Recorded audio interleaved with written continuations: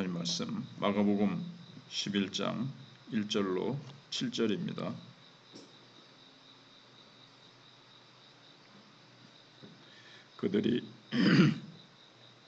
그들이 예루살렘에 가까이 와서 감람산 벳바게와 베다니에 이르렀을 때에 예수께서 제자 중 둘을 보내시며 이르시되 너희는 맞은편 마을로 가라.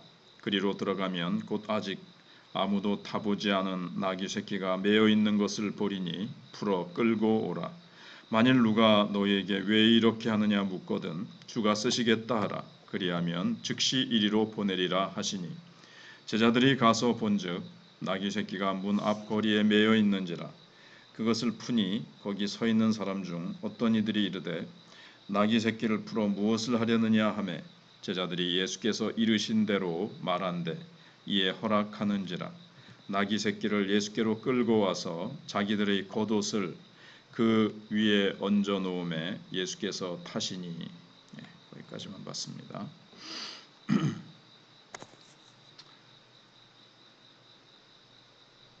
우리가 가끔 어떤 장소에서 아주 젊은 사람이 벤츠를 타고 부인을 데리고 이렇게 호텔에 들어온다든가 어떤 장소에 들어오는 것을 볼 때가 있습니다. 그때 사람들은 이 젊은 사람을 새로운 눈으로 보면서 저 사람이 돈을 얼마나 많이 벌었기에 젊은 나이에 저런 비싼 차를 타고 다닐까 하면서 부러운 눈으로 쳐다볼 겁니다. 외국에서도 마찬가지겠지만 자동차가 그 사람의 신분이나 사회적 성공을 나타내는 경우가 많습니다. 물론 요즘은 많은 사람들이 외제차, 좋은 차를 많이 타고 워낙 많이 그렇게 해서 그렇지만 한 수십 년 전만 해도 그 좋은 차, 그거는 그 사람이 성공했다는 것을 표시합니다. 특히 왕이나 귀족들은 그가 타고 다니는 말이나 그 거느린 군대의 수를 가지고 자신의 권세를 나타냈습니다. 그래서 로마 황제나 집정관 중에서는 엄청난 빚을 내서라도 많은 병사를 이렇게 거느리고 높은 말을 타고 로마에 입성하는 것을 좋아했습니다. 예수님이 예루살렘에 입성할 때 여러 가지 방법으로 입성하실 수 있었을 것입니다. 많은 사람이 가장 좋아하는 방법이라면 아주 명마 이런 걸 타고 입성하는 겁니다. 예수님이 멋진 말을 타고 입성하셨다면 아마 그 의미는 예수님은 성공하셨고 많은 유대인들의 지지를 받게 된 것을 의미할 겁니다. 또 예수님이 군사들을 많이 모아서 그들을 거느리고 입성하실 수도 있었을 겁니다. 이것은 그야말로 로마와 전쟁을 하거나 정복자로서 입성하시는 것을 의미할 겁니다. 로마 황제나 장군들이 개선식을 할 때는 흰말을 타거나 흰말이 끄는 병거를 타고 뒤에 포로로 잡은 적국의 왕이나 왕자들을 쇠사슬에 매어 끌고 그 뒤에는 많은 포로나 전리품들을 가지고 입성하게 됩니다.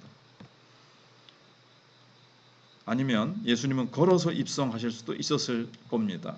그런데 예수님은 다른 때와 마찬가지로 제자들과 대화를 나누면서 천천히 예루살렘으로 입성하실 수도 있으셨을 겁니다. 그런데 이번에는 아주 특이합니다. 나귀 새끼를 타고 입성하셨습니다. 예수님은 제자들에게 건너편 마을로 가서 아무도 타보지 않은 나귀 새끼가 매어 있는 것을 풀어 가져오라고 1절, 2절에 보시면 그렇게 시키셨습니다. 그래서 궁금한 것은 왜 하필이면 나귀 새끼였을까 하는 겁니다.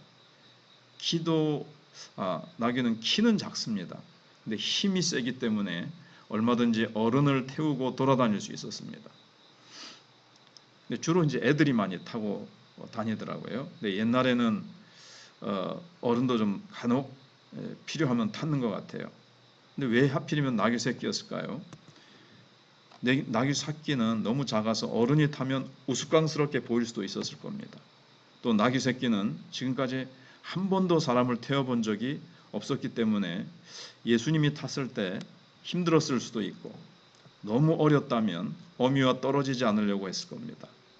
그런데 다른 복음서에 보면 제자들이 이 나귀 새끼를 어미와 같이 데리고 왔는데 예수님은 나귀 어미를 타실 수도 있는데 새끼를 타신 것으로 되어 있습니다. 이것을 보면 예수님이 나귀 새끼를 타신 데는 분명히 무슨 이유가 있는 거죠. 우리가 잘 아는 대로 나귀 새끼를 타신 것은 스가랴 9장 9절에 선지자의 예언을 성취시키기 위한 것이었습니다. 시온에 따라 크게 기뻐할지어다 예루살렘에 따라 즐거이 부를지어다 보라 내 왕이 내게 임하시나니 그는 공의로우시며 구원을 베푸시며 겸손하여서 나귀를 타시나니 나귀의 작은 것 곧 나귀 쇠끼니라. 보통 왕은 존귀하기 때문에 반드시 말을 타고 입성하게 되어 있는데 예수님은 말 종류 중에는 가장 작은 말인 나귀를 택하셨고 그 중에서도 더 작은 나귀 새끼를 타셨습니다. 거기에 대해서 스가랴 선지자가 말하기를 예수님, 하나님 백성의 왕이신 예수님은 겸손하기 때문이라고 말씀하셨습니다. 보통 왕은 백성 위에 군림하는 사람입니다. 왕은 의자에 앉아도 가장 높은 자리에 앉고 말을 타도 가장 좋은 말, 키가 높은 말을 탈 겁니다. 그러나 예수님은 왕이시지만 백성 위에 군림하는 것을 원하지 않으셨습니다. 예수님이 나귀 새끼를 타신 높이는 다른 사람 어른이 선거하고 서 있는 키하고 같게 된 거죠. 그러니까 사람들은 마음껏 예수님 가까이 와서 이야기도 할 수 있고 예수님의 옷자락을 만질 수도 있었던 겁니다. 그러니까 예수님은 전혀 위협적이거나 권위적이지 않으셨다는 얘기입니다. 그럼에도 불구하고 예수님은 다른 사람이 한 번도 타본 적이 없는 나귀 새끼를 타셨습니다. 예수님이 나귀를 타고 입성하셔도 충분히 겸손하신데 다른 사람이 한 번도 타본 적이 없는 새 나귀 새끼를 타기를 원하셨습니다. 여기에는 또 다른 이유가 있는 거죠. 예루살렘에 입성하는 의미가 한 번도 태워본 적이 없는 나귀라는 것은 오직 한 가지 목적만을 위해서 구별된 나귀를 말하는 겁니다. 예수님이 왜 지금 입성하십니까? 우리의 죄를 없애기 위해서 십자가에 못 박히시기 위해서 입성하시는 겁니다. 그러니까 이 나귀의 사명은 구약시대 이 아사셀 염소와 비슷한 것이었습니다. 온 택한 백성들의 죄를 지고 계신 예수님을 태우고 딱 한 번만 예루살렘에 올라가서 죄를 해결하기 위해서 올라가는 겁니다. 보라 세상 죄를 지고 가는 하나님의 어린 양이로다. 세상 죄를 지고 가는 하나님의 어린 양을 태우고 올라가는 사명을 가진 거죠. 그래서 이 나귀 새끼는 절대로 다른 목적으로는 사용될 수가 없었습니다. 이 한 번의 목적으로 사용된 후에는 아사셀 양처럼 이제 죽어야 되는 거죠. 원래는 아사셀 염소처럼. 그런데 이 나귀는 죽지 않고 무사히 주인에게로 돌아갔을 겁니다. 왜냐하면 나귀 새끼 위에 타신 주님이 죽으셨기 때문에 그렇습니다. 사실은 주님이 아사셀 염소가 되신 거죠. 그렇게 백성들의 죄를 지고 죽으신 겁니다. 예수님이 예루살렘에 입성하신 것은 다른 세상 왕처럼 예루살렘을 지배하기 위해서가 아니었습니다. 세상 죄를 다 짊어지고 예루살렘에 있는 사람들은 사실 택한 백성을 상징한다고 하면 택한 백성들을 위해서 예수님은 섬기시기 위해서 대속물이 되시기 위해서 영 단번에 죄를 해결하시기 위해서 입성하신 겁니다. 한 번도 사람을 태운 적이 없는 이 나귀 새끼는 예수님의 사역이 단회적인 것을 의미합니다. 예수님은 또 죽으시고 또 죽으시고 또 죽으시고 그럴 실수도 없고 그러셔서는 안 되죠. 그래서 천주교의 그 미사가 잘못된 점이 성찬식을 할 때마다 예수님은 죽으신다는 거예요. 그러니까는 예수님이 하시는 일은 단 한 번만 일어날 수 있는 구원의 역사 속에서 그냥 한 번 죽으심으로 영원히 해결한 거거든요. 한 번만으로 영단번에라 그러잖아요. 영원히 단번에 우리의 죄를 해결하셨기 때문에 또 죽으실 필요가 없는 거죠. 그때 다 해결하셨는데 그래서 단 한 번만 나귀 새끼를 타셨고 단 한 번만 입성하셨습니다. 우리의 죄 때문에 깨끗하게 다 해결하신 것입니다. 그리고 예수님은 입성하시면서 오직 하나님의 말씀만 붙드셨습니다. 예수님은 다른 사람들이 나를 어떻게 생각할까 뭐 이런 거 일체 생각하지 않으셨습니다. 애들 말로 나귀 새끼 타면은 쪽팔린다. 또 들어가서 내가 사람들에게 붙잡혀서 욕먹고 이것저것 막 다른 거 온갖 거 생각하시면 안 됩니다.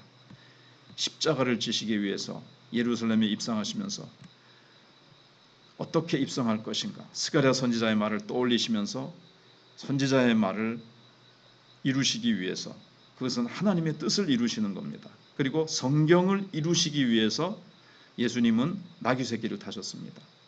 뭐 사람들에게 체면 이런 거 생각하지 않으시고 오직 말씀을 내가 이룬다.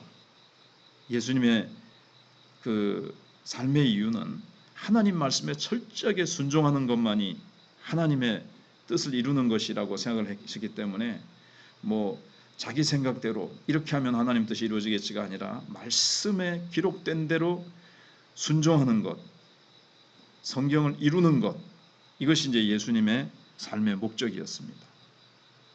사람들의 웃음거리가 될 수도 있는데 또 나중에는 뭐 사람들이 이거 어떻게 어린이 저렇게 조그만 나귀 새끼를 타고 온단 말이야, 조롱할 수도 있었을 겁니다.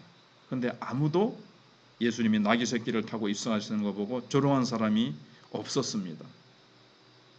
오히려 이제 우리가 오늘 읽은 그 뒤에 있는 말씀에 보시면은 내일 읽게 되겠습니다만은 많은 유대인이 뛰어나와서 열광적으로 예수님을 영접했습니다. 왜냐하면 그 모든 상황을 하나님이 주장하고 계셨기 때문에 그렇습니다. 예수님은 왕이시지만 백성에게 가까이 있기를 원하셨고 모든 것을 주기를 원하셨고 백성들이 언제든지 예수님께 가까이 접근해서 예수님께 부탁도 하고 예수님을 만질 수도 있고 그런 왕이죠. 평화의 왕입니다.